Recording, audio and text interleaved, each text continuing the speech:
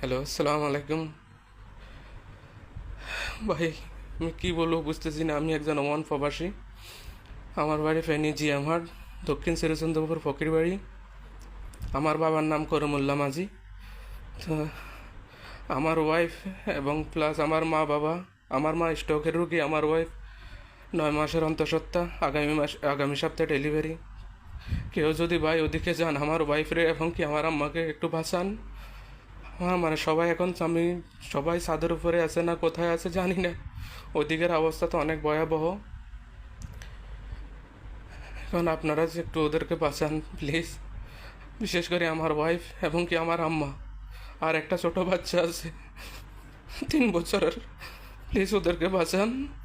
আমার অ্যাড্রেসটা হয়েছে যে জিএম আর্ট, দক্ষিণ শ্রীচন্দ্রপুর ফকির বাড়ি। আমার বাবার নাম করমুল্লা মাঝি।